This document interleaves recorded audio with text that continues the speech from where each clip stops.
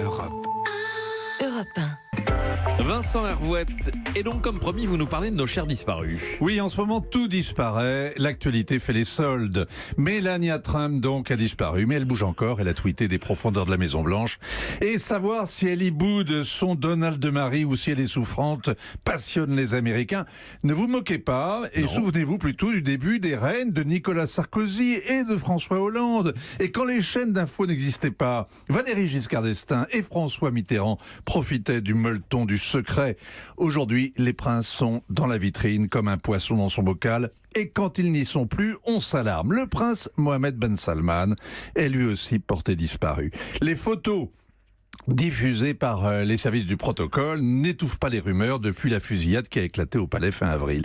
Ces anges gardiens américains lui imposeraient une sécurité draconienne. Il n'y a pas beaucoup de différence entre la protection rapprochée et la résidence surveillée. Mais là encore, si le prince héritier saoudien ne mettait pas sa vie en scène sur les réseaux sociaux, personne n'aurait relevé son absence. Il ferait partie de ces hommes qui règnent en silence et par intermittence, qui s'évanouissent des mois entiers, comme le président Biya du Cameroun ou le roi du Maroc. En revanche, Vincent, la Jordanie a disparu des écrans radars. Malgré elle. Alors, c'est le pays oublié, celui qui n'existe presque plus.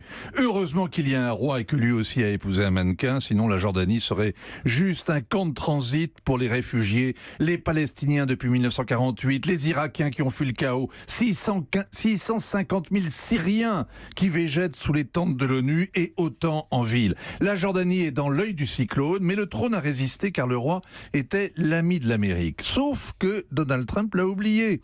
Avant de transférer l'ambassade à Jérusalem, il n'a même pas demandé son avis au roi, qui est pourtant le garant des lieux saints. Depuis une semaine, les jeunes sont dans la rue, c'est un printemps arabe. Ils défilent la nuit à cause du ramadan, mais il paraît que les islamistes sont hors jeu. C'est la classe moyenne qui dénonce l'incurie des politiciens, la bureaucratie, le plan d'austérité imposé par le FMI. Ils réclament qu'on les prenne en compte, et le roi Abdallah aussi.